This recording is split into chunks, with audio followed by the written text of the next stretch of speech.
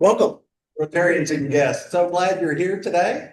It's a beautiful day and it's spring break, so we're a little bit down on numbers, but I'm actually surprised at the number of folks that are here. I got my spring break shoes on today because I did take a couple of days off, even though I didn't leave town. So glad to be here today with you. So let's celebrate our 105-year-old Rotary Club of Fayetteville by starting the meeting with a four-way test of what we think, say, or do. Is it the truth? Is it great? Well, great shit. Will it be beneficial? All concerned. May stand out. I don't know if we're going to God bless America. God bless America. If you feel so led, I'd say stand up. But you can sit down after this. I need another hand. No, that's okay. Okay. Yeah, this is the 1 hour paper here. Okay. God bless America. Land that I love. Stand beside the guide with the light from above. From the mountains to the prayer to the ocean, wide with foam. Bless America, my home, sweet home. God bless America, my home, sweet home. The United States of America and the Republic of the nation of God, indivisible, with liberty and justice. We just got another one. Okay, here we go. Yeah, you can sit down for this one. I've got to get all right. Now I have to at least to get started. I have to make an excuse to start with. It's that time of year when the allergies are out and my voice goes down a whole octave or so. So we'll see. And I'm not sure how much you're going to pick up on this, but y'all know the song Sweet Caroline. So where it began, I can't begin to know. But when I know it's grown strong, was it in the spring? And spring became a summer. Who'd have believed you'd come along?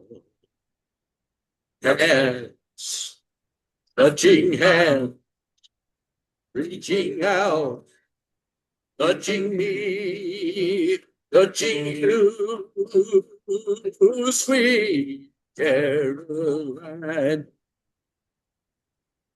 Good times never seem so good. I'm inclined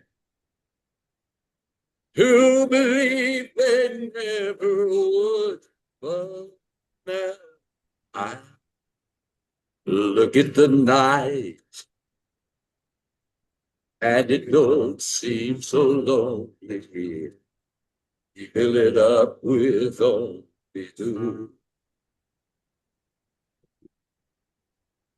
And when I hurt,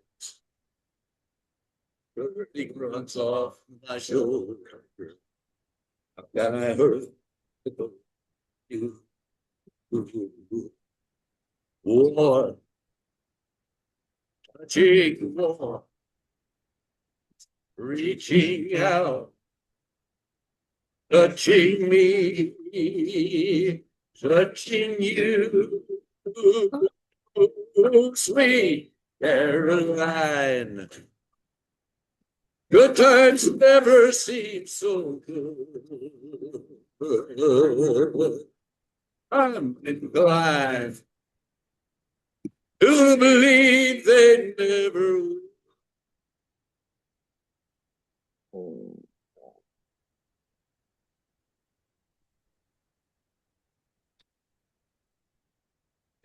So Harrison is saving our world's food supply once again today in Washington DC. Likely. Welcome Emily Mizell, our substitute sergeant at arms. Guys, I don't look anything like Harrison. So I don't think anybody was confused. Jerry Patton, would you introduce your guests, please? Me too. The two Paul Harris fellows here, they're my grandsons. This is Austin, Worcester. Third base and pitcher. Picture.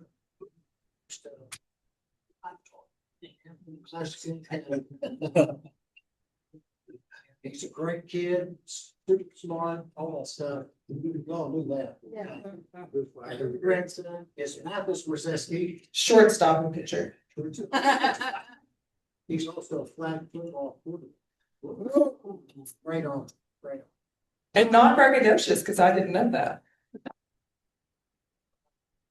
9 years old, Big Ten.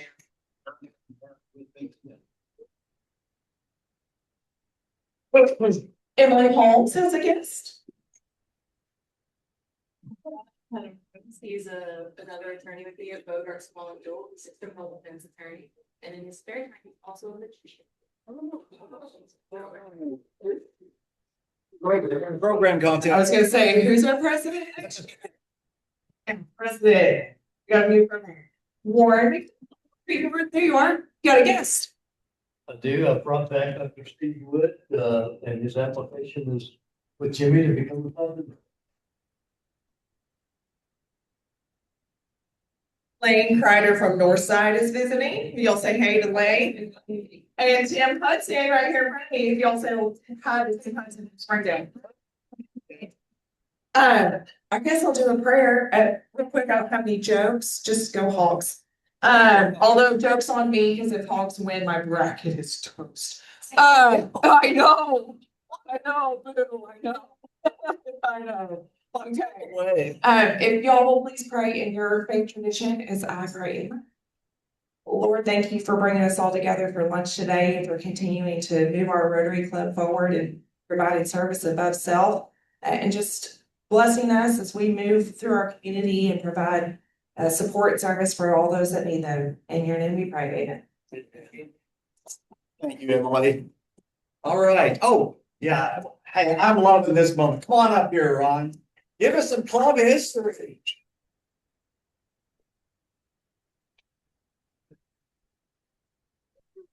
Oh, keep your seats. I don't know, y'all got your magazines in the mail this week, the Rotarian magazine. Listen, hey, John Dixon, you can teach a world history, a world geography class out of this thing. This thing, you turn every page that talks about some different place in the world, something's happening, or Rotary's getting things done and doing things. Valeria is the next challenge, by the way. I got my book and I started kind of looking through here and I got over to page 40. And it talks about, well, it starts off and says Rotary in a map. It's got the map there. And then you turn the page and it's got all kinds of information that you need to know about the world of Rotary. Among other things, it tells you in the USA, we got 6,986 clubs. That's a lot of clubs, and we're just one little part of that. We need to do our part. And then I turned the next page, and this is really what got me. In bold letters right here, it says, not your grandfather's Rotary. I know. And if you're the grandfather, say it ain't so. Come on. So that kind of got me. And I wanted to just sort of move on. And I turned to the next page and it says, the music never ends. Yeah. Hey. And so I wanted to just say a couple of things about music. I got my notes, so there it is. Uh, yeah. Harry Ruckles is one of the charter members of Rotary from the very beginning, and he's the one that got this singing thing going for our club and for Rotary. And in the magazine, it says, well, at the top, it says, "Let's sing," shouted Harry Ruggles, and Rotary and the rest of us haven't let up since. And down in the article, it says, Harry Ruggles, the man who originated what became the Rotary tradition, he explains, "I jumped up on a chair one night when the boys were kind of restless and said, 'Let's sing.' It broke up the monotony, and they've been singing ever since." And it also notes that in the early days, they sang such things as "Take Me Out to the Ball Game," which we sang last week, by the way. "I Want a Girl," "Let Me Call You Sweetheart," and all those kinds of things that sometimes we sing.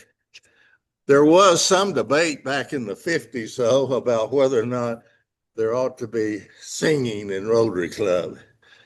And in the issue of the magazine, they had a little symposium about to sing or not.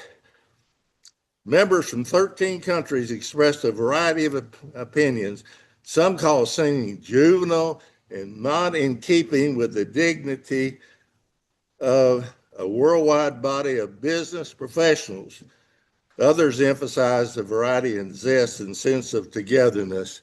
And one other quote that I like out of this magazine, then I'll wind up, but club singing is definitely one place on the program where weekly, week in and week out, all can take part, just as they did in Chicago's Old Town Club from the beginning. So we are continuing that tradition.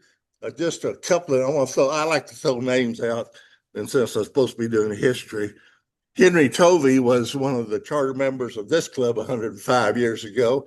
He was on the faculty at the University Music Department, and he requires that we have singing from the very beginning in this club, and we've continued that. By the way, he wrote the music to the U of A alma mater, so he was pretty well known. Back in my day, well, in the 50s, Ken Ballinger of the UR Cats. Some of us sang in that, not us. Some of you guys sang in there. He was an instructor he did well. Marvin Murphy from Southwest, he loved to sing. He was in the First Baptist choir. Ep McClellan, anybody remember what Ep's favorite song was? Stola pumpa, pump, pump. I can say him, he danced around and go to each table, pump, pump, pump, pump. So I kind of miss Ep. George Farrell played the piano. Dick Womack led the singing sometimes. Jim McDonald played the piano. Mike Green, he used to sing and play a little guitar for us. Jim Huffman always liked to leave it. John Tollison was one of the really special ones. What a pro. Played that piano and rock and roll and would lead the singing. We miss John. He's gone now. We still have our tradition going. We've got singers, people who lead us every day. And I just wanted to hey, stand up if you're here. I'm going to call your name. Ray Boudreaux, Otto Lower, stand up a minute.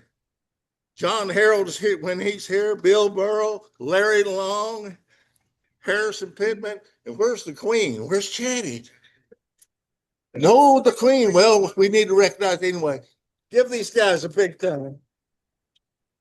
Let the tradition go on. Let's keep part of what is your grandfather's Rotary. Love that part. Okay. Hey, I'm not going to do all the announcements here because we need to get on to the program today. But just a quick reminder, pickleball is coming within a real short time. So just a reminder, details are in your newsletter. Nightclub. I do want to take a second with this, and I want to take the microphone over to Emily to talk about this nightclub meeting. Thank you. Yes, as you see from the slide, we have our next nightclub meeting on April 7th, which is not next week, but the next week. We are doing a service project for SWORD, school program. They have a big, Northwest Arkansas Live event that they host every year, later that week. And so we're gonna be probably like prepare materials for it. It'll be an associated building, 6 to 7, like, so then we'll be like refreshments and drinks. So we hope to see you there. It's good. This is an act of service of itself, and I'm so glad we've got the night putting in the work to be active in our community. All right, oh, and it's at this time I'll ask Kim to come introduce our speaker.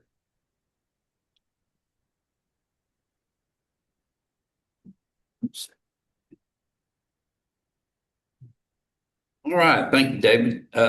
Our speaker is Lane Crider, who you've already met. I'm gonna cut down the introduction a little bit, Lane, so you have more time because he's got a heck of an interesting program. He's the Chief Executive Officer of the Beaver Water District, a wholesale water treatment supplier located in Lowell. He joined that organization on October 1st of 2018. He was elected by the board of directors to be the chief executive officer. He was hired from McGoodwin Yates and help me with the last Williams and Yates. Williams and Yates. Anyway, he'd been with them for many, many years. Lane's a officer in many professional organizations. He's also on the State Board of Health, and he's real active in Northside Rotary. The non-singers, they don't have anybody that can carry a tune, but maybe we could help them. But he's married and has 2 grown children. And without further ado, let's give a good welcome for Lane Crider. Here, you get to go ahead. Ron, this is my grandfather's club. My grandfather, Dr. Maurice Ray, who was at the U of A, was a member of this club a long time, past president, a long time ago. So, yeah, got a tradition with this club, especially a lot of familiar faces. And it's great to be here. I really appreciate Judge asking me to be here.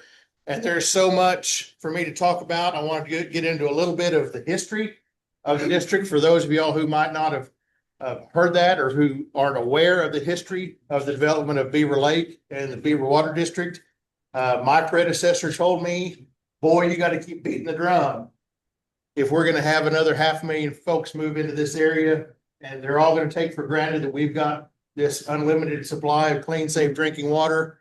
That's not the case, hasn't always been the case. So we want to make sure that everybody remembers that and is prepared for it.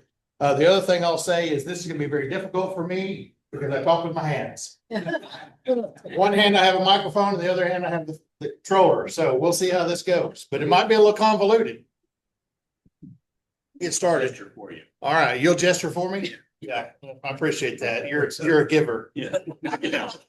I really want to. I want to kind of get through the history. Can you see over here? I want to kind of get through the history fairly quickly because there is so much going on at the district and here in Northwest Arkansas with not only water but wastewater, the big W water, and it's we've got a lot of challenges, but I think as Northwest Arkansas has done for generations, we'll continue to come together and work out the best solutions. So history, Northwest Arkansas, from a geological standpoint, we're really unique here in this corner of the state. If you go up into Southwest Missouri, even to this day, most of the water supply is groundwater. Joplin, Springfield, all of those cities all depend on wells for their drinking water. And that was the case until the development of Beaver Lake for all of Benton County as well. Because you think about all the names of all the towns in Benton County, quite a few of them of course, have spring in there somewhere, right? Rogers had multiple springs that they used as their drinking water source. The very first one, Frisco Springs, was actually developed by the railroad as their water supply for stopover, and then they turn it over to the city at some point, to start using it as well for their drinking water. And, you know, they had to, see, is there a laser pointer on here? There it is. They developed Diamond Springs, and then ultimately they had to develop Lake Atlanta, where they would try to capture, you know, as much water as they could in the wet months and hold it to for the summer months when they needed it. Springdale, obviously the name, it speaks for itself. They had a couple of large springs that they depended on for many years, until they also had to start developing surface water impoundments like Lake Springdale, Lake Elmdale, and others. Bentonville, you know, it depended on a spring about 2 miles north of where the downtown area is for many, many years. And of course, you know, even when I was in high school, spring, Bentonville, you know, was not that big, right? About 15,000 people. So it's really hasn't been, but in my generation that it has exploded, you know, to the Bentonville that we know now. So they depended on springs really as long as anybody of the 4 major cities at least. Fayetteville, early on, its water supplies were from the low water dams that they constructed down on the west fork of the White River, down around the industrial park. Some of those, you know, are still in existence, or are being removed as we speak in some of the restoration projects. And they built several of those down there until they finally decided that it wasn't good enough. And what they were doing was they were pumping that water directly into the distribution systems in and around the square. You can see this great picture from up on Mount Sequoia. As the story goes, you know, the people in Fayetteville will complain a lot because they were getting fish parts, mud, everything else coming straight out of their tap, because it was just water coming out of the pumps being pumped directly into the water lines. Then, you know, at some point, some of y'all remember this, up on Mount Sequoia, they finally built a reservoir. And it's where that little park is now on the west side. But they were pumping up to this reservoir and finally started filtering it and disinfecting it, and then sending it back down the hill to the city. And I love to look closely at this old photograph. It's just amazing how much open ground there was around the square and up toward the U of A.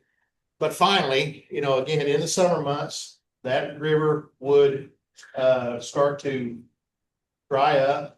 And Fayetteville, more so than anybody else, the only spring that Fayetteville depended on for any particular period of time was down on what is Spring Street. If you think about it, and hence the name. So about Spring Street and West Avenue, that's what they refer to as the Mother Spring. And it served the University of Arkansas for a long time until they started getting water from the city of Fayetteville.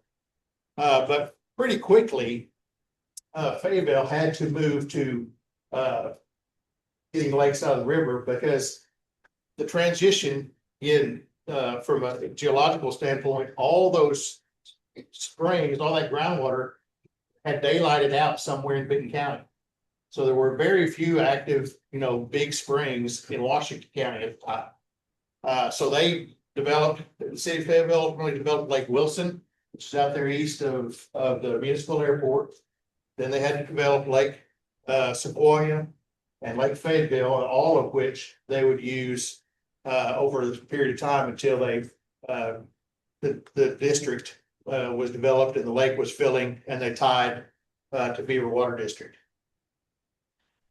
So a little bit about the development of Beaver Lake. 1927, the most catastrophic flood in U.S. history. The Mississippi River flooded, and in Arkansas alone, 27,000 square miles were inundated. And you can see that shaded area created over 1 million refugees. And in this part of the world, this part of the country, there weren't that many people. So basically, anybody that lived anywhere near a water body had been displaced because of the flooding. That 1927 flood is what precipitated Congress to act and start. They created the beginnings of the Flood Control Acts, and they directed at the time the Army Corps, became the Corps of Engineers, to build dams around the country and in Arkansas to try to control some of this flooding in some of these bigger waterways. So in 1929, after that flood, and with the Corps of Engineers' help, they began studying the White River Basin.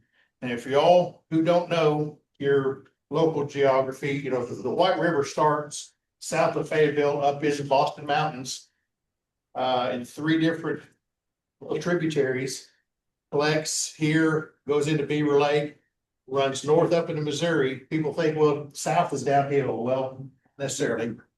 But so it goes up into Missouri, into Table Rock, Gold Shoals, Lake Norfolk, and then on back down into Arkansas, and all the way back down to the south, you know, east corner of the state where it meets up with the Mississippi. But you can see there were 6 reservoirs proposed originally on the White River system, including Beaver. The others that come to fruition, some for various reasons, were Gilbert on the Buffalo, and we all know what happened with the Buffalo. They're beginning interest at the time of creating the nation's first national river, and thankfully, I think That started in 29. well, We go. the Gilbert was, that location was the last to be considered. So by that time, the Buffalo National River consideration was underway. Yeah.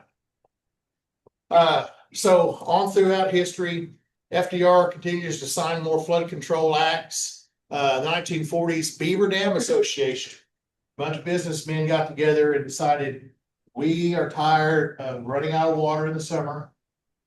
Specifically the interest in Springdale, a man named Joe Steele. He had a lot of business interests, banking, poultry, canning. For those of us, you know, who grew up here, we all know that Northwest Arkansas at one time was one of the largest agricultural areas in terms of producing apples and other, you know, peaches and orchards, fruits anywhere in the country. And so we had to have a place to can it and get it shipped off. And most of that was Joe Steele's operation out of Springdale, which became Allen Canning eventually. They also created the Popeye spinach line. That's what they ended up being famous for those of y'all who remember the Popeyes statue that stood forever across from Neil's Cafe there at Springdale. No, somebody knows. Went to a Springdale meeting and somebody said, I know where it is. Down in Alma. Anyway, they would have to shut down their operations because they run out of water. So for personal, business, and selfish, you know, reasons, they got together and started lobbying Congress. We need this dam built. We need this reservoir called Beaver built. Because we need a safe, long-term supply of water that we can depend on. So the quote was out of the Encyclopedia of Arkansas History, by the 1950s, the springs that had watered the area weren't keeping up with growth. So the association was lobbying for that dam to be built. Now, skip ahead a little bit. The way the Corps of Engineers analyzes these dams to be built is through, you know, the cost benefit analysis. So flood control, recreation, other things, hydropower, flood control and hydropower were the 2 biggest considerations. Beaver Dam being so far up on the river chain and so close to Table Rock did not pass muster. The cost benefit analysis was negative when considering just hydropower and flood control. So it wasn't going to get built. So instead of just giving up, the association began lobbying Congress to add drinking water or water for municipal industrial purposes as a benefit for the construction of a reservoir. That's why we like to tell people, and we remind the Corps of Engineers and others, were it not for the need for drinking water, that reservoir out there would never come to fruition.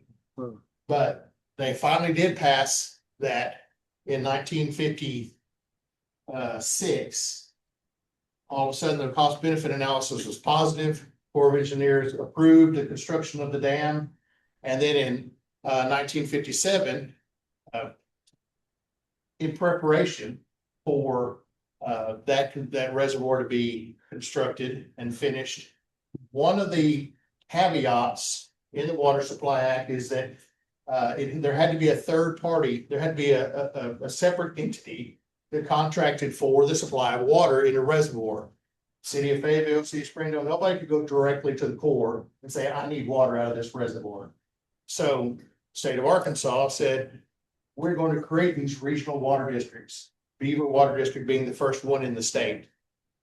So Act 114 was passed in 1957 that allowed for the creation of these water districts, regional water districts like Beaver.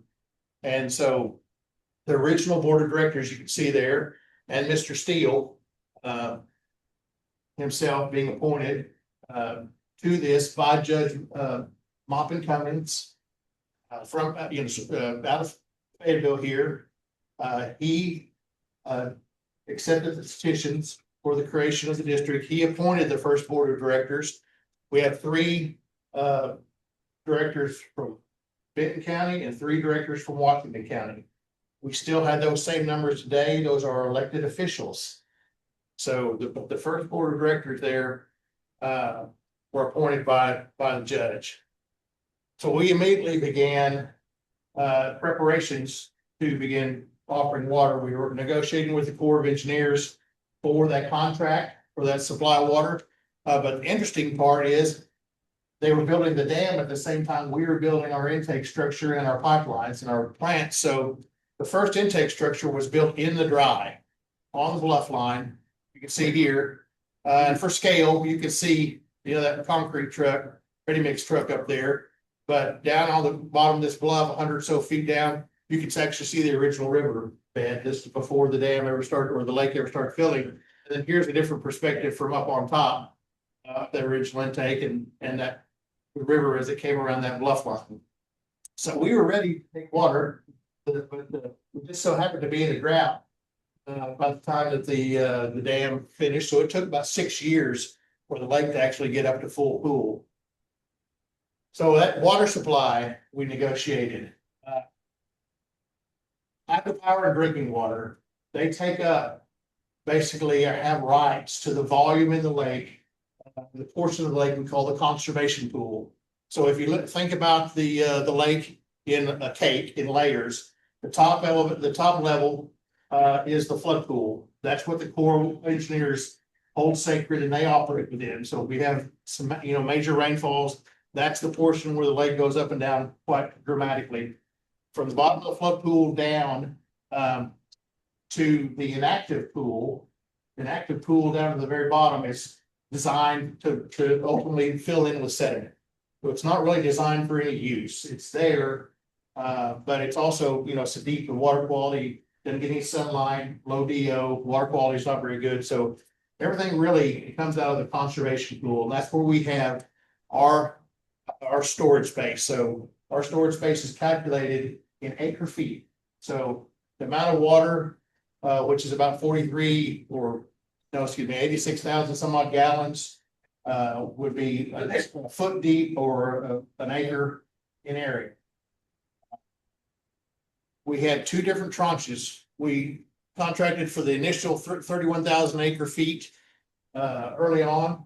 And then in the 80s, actually, we accepted or told the Corps we did want the next tranche, which in 1993, we finally got, for additional 77,000 acre feet. So under that drought of record at the time, that many acre feet will yield approximately 120 billion gallons a day. So that's kind of when you hear us talking about how much water we have. We can take out 120 million gallons a day, every day, all year long, and we would be within our it was allocated. And then in 1993, because the Corps of Engineers redid their calculations and they informed us that they were shorting us some of that volume. We went to Congress and basically forced the Corps of Engineers to give us an additional allocation to make us whole. So that's where we are right now, at 120 million gallons a day. Now, I put this slide in because this, I found very interesting. Went back to, our census data, which started being recorded in the 1840s, and looked at the two county area, the populations of the two county area, remained almost flat. We were growing, but you're talking about maybe 100,000-ish between the two counties. All the way up from 1840 to 1960, so 120 years. And then you have the establishment of Beaver Water District. And that lane was there, so you have clean, safe, dependable water supply. And the population in Northwest Arkansas has doubled every 20 years since that time. And guess what? What are we looking at? We're looking at doubling in the next 20 years. So that trend has held true since about 1960. So Beaver Water District's early years, the original plant was actually funded in great part from a personal loan by Mr. Steele. He guaranteed $700,000 of his own money to issue the bonds, so that Springdale could issue the bonds to build the original 10 million gallon a day plant. That's how much he wanted water. He wanted to continue his canning operations throughout the summer. But we built that first 10 million gallon a day plant, finished in 1966. It only served Springdale. Matter of fact, Beaver Water District, we had no assets.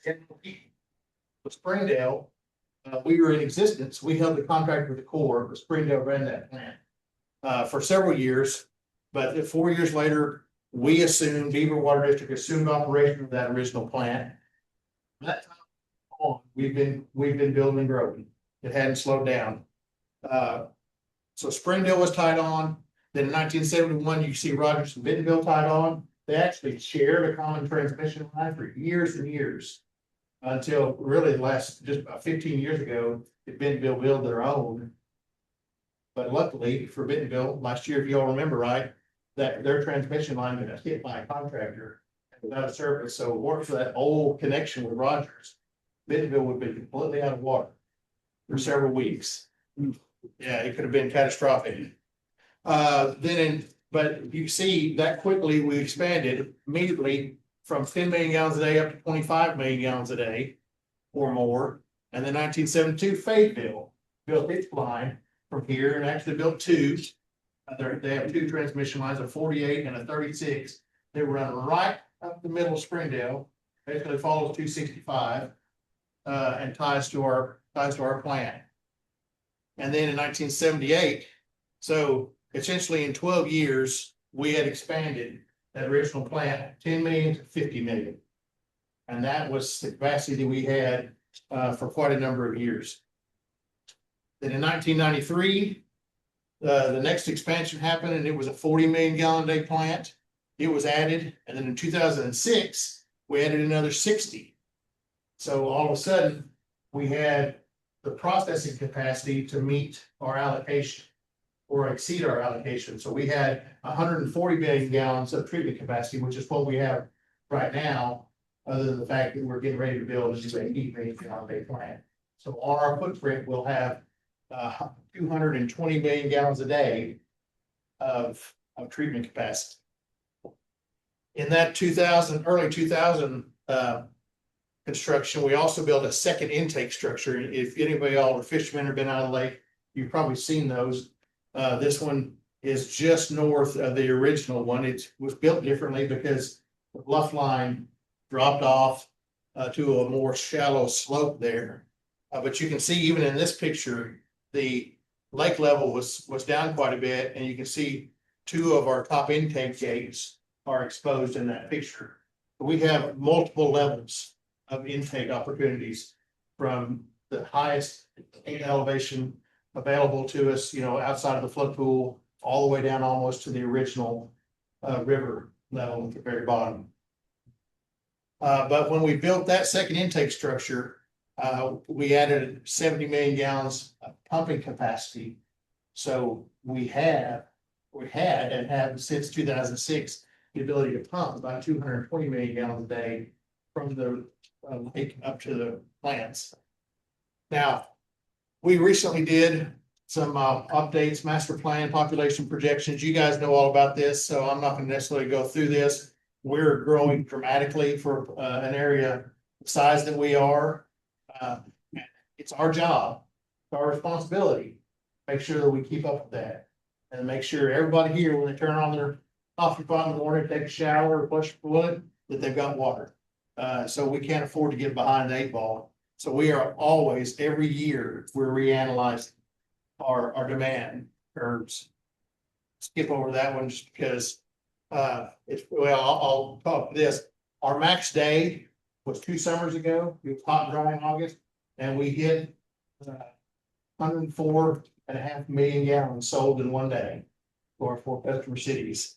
In order to get that much water out to the 4 customer cities, we're pumping and processing through the plant at a rate of about 120 million gallons a day. So you can see we're getting a little close to our 140 million max. So that prompted us to begin our expansion plans. Out of that master plan came this capital improvements plan. And this is a little bit hard to swallow, especially for me. You can see our total CIP budget projected for the next 15 to 20 years is almost $750 million. This is in 2023 dollars. So it's already a little bit higher than that. But we began some of these projects. The first one was raw water transmission main to get more capacity, to get more water to the plants. We took bids on it, actually came in a little lower. That's under construction right now. That's a 72-inch pipeline from the lake up to our plants. And then we're doing a new clear well. So that's where we hold all the water after it's treated and pump out those clear wells to our customer cities. So if you think about that, we've got an existing 12 million gallon clear well. And if we're selling 100 million gallons a day, we empty, fit and fill that 12 million gallon tank about 8 times in one day. And that stresses our plant because we have to pump so hard. So we're actually building another clear well to help facilitate that, give us a little bit of leeway between now, when we're really pushing hard, and when this 80 MGD plant will come online.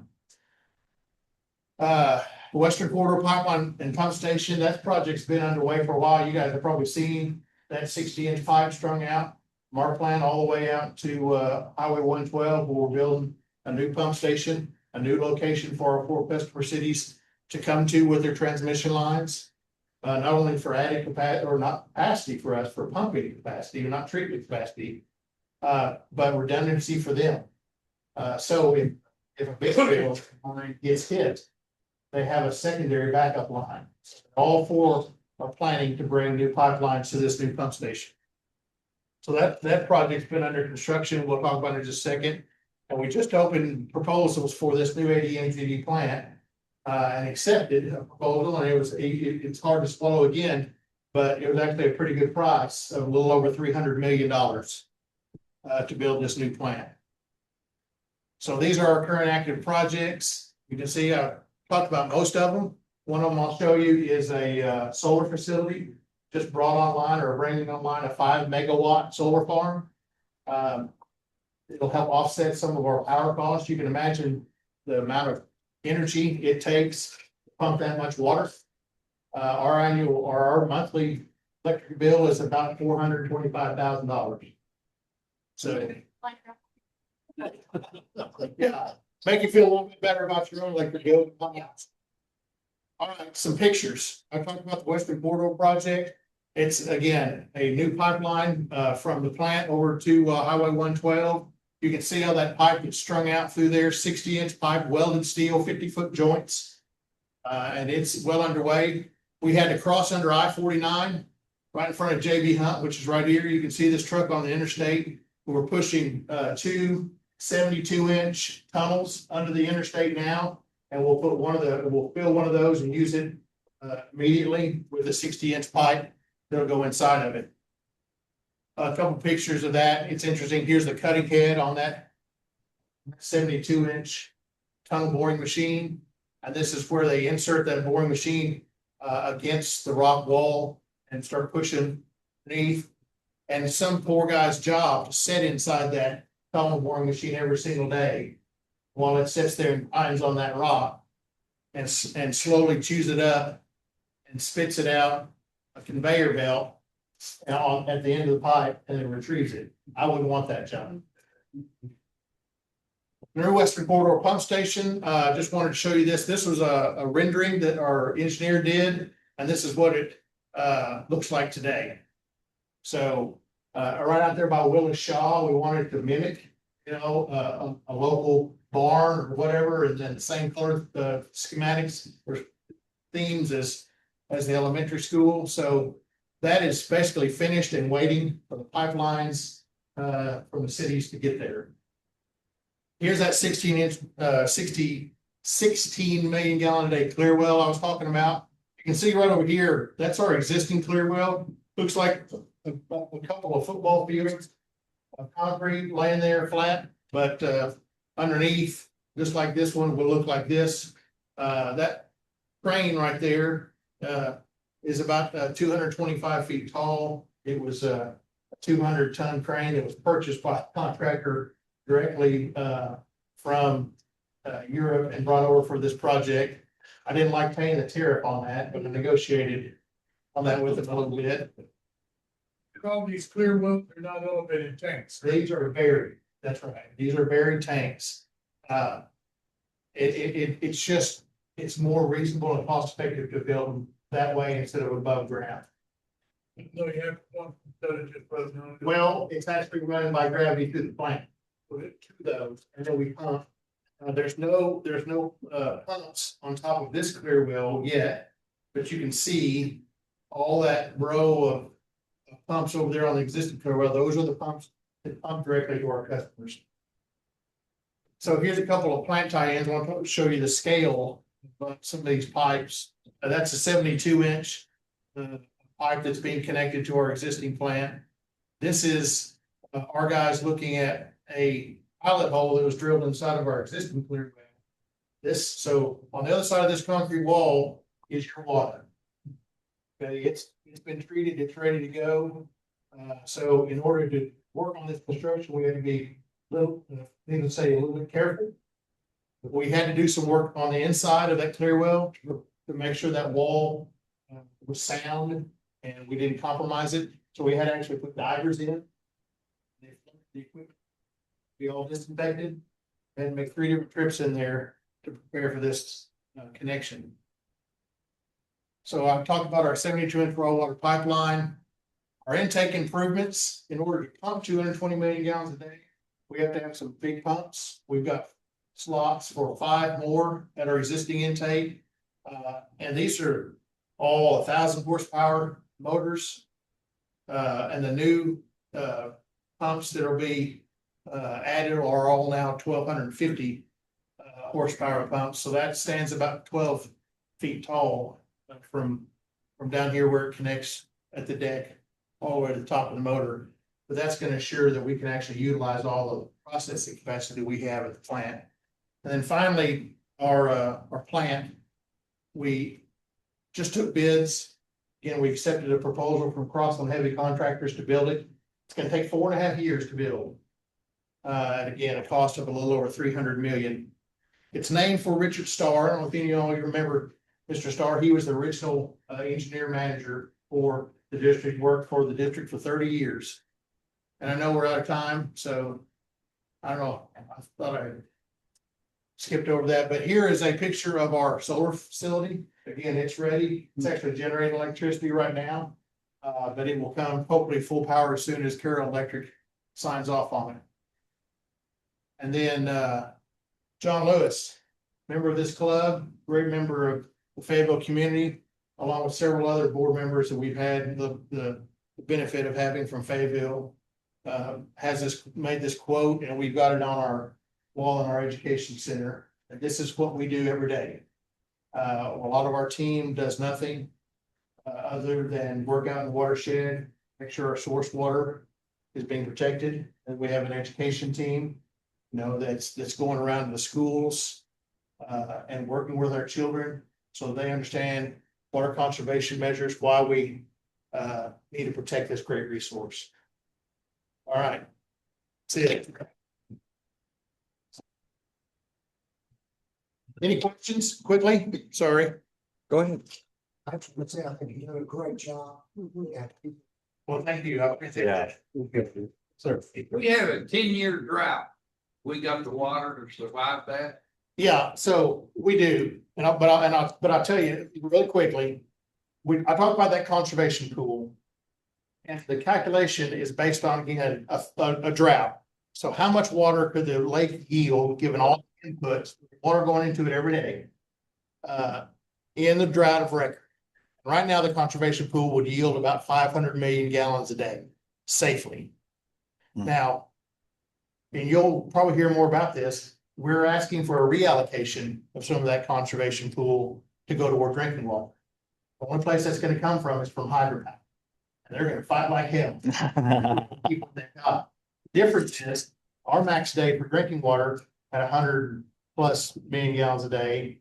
If they're using those turbines, one or two generators, they consume about 100 million gallons an hour. So they won't be generating in those drought times because the Corps will say, no, we're not doing that. But yeah, it's gonna be a battle, and it'll go to Congress in order to get it done. All right, thank you all. Glad you came. Now, I have something for you to take back and show to your club.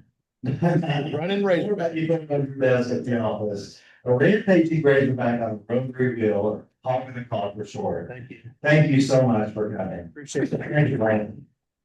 So it's great to have you guys for being here. This meeting is adjourned.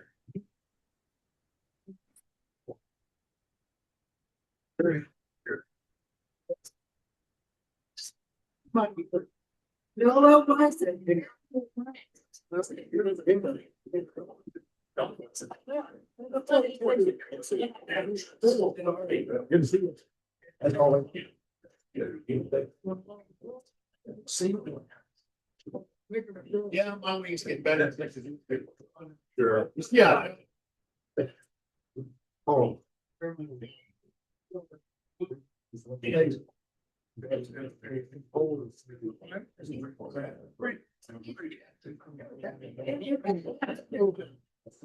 Yes. You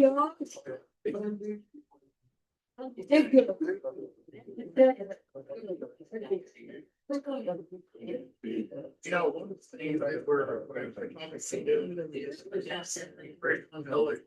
Watch that.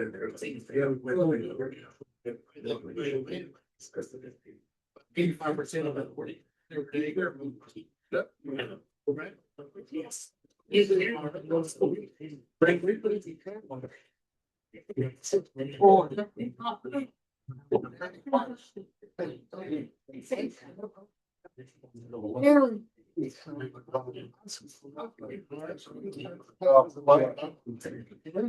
Yes.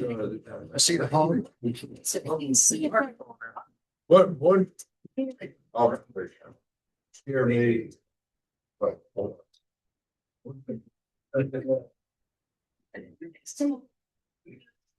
That was water.